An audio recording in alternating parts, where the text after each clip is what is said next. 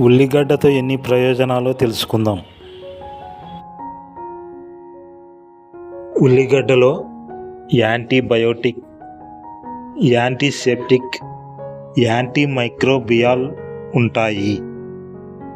Sulphur, fibre, potassium, vitamin B, vitamin C ఉంటాయి.